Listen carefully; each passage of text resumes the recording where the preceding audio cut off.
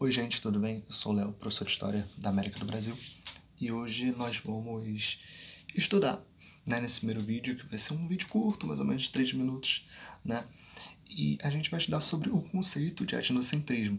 E por que eu escolhi esse conceito para ser o primeiro vídeo? Bom, esse conceito é muito importante não só para esse momento, mas para a gente entender a história como um todo, seja na história do Brasil, da América, ou uma história mais ampla, uma história geral.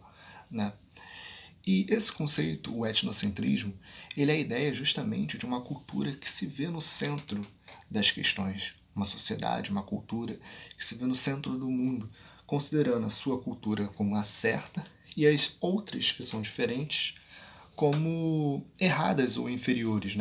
E esse conceito é muito importante para iniciar a história da América e do Brasil, justamente pela ideia, por exemplo, da chegada dos europeus ao continente americano. Porque o que acontece? Os europeus eles chegam no continente americano, eles encontram uma diversidade enorme de civilizações, e civilizações desde civilizações mais complexas, com uma população enorme, como os impérios na Mesoamérica, até o império ali na Cordilheira dos Andes, o Império dos Incas. Então eles encontram tanto esses povos que têm uma civilização mais complexa, quanto povos que têm civilizações menos complexas, digamos assim.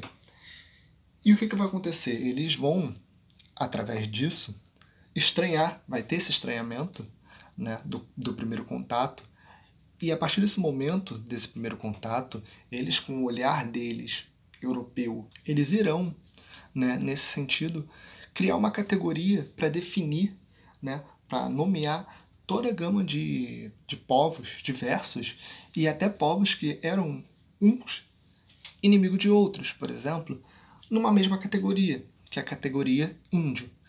Então a categoria índio ela vai servir como uma categoria criada pelo europeu para classificar diversas civilizações que estavam nesses territórios que não eram conhecidos ainda pelos europeus. Então o etnocentrismo, nesse sentido, ele vai legitimar por parte dos europeus que se viam como a única civilização possível, que as outras eram, para eles, na visão deles, eram inferiores a eles, vai legitimar, por exemplo, a dominação e o processo de colonização que vai se dar posteriormente à descoberta pelos europeus de um continente não conhecido por eles, que no caso, a América.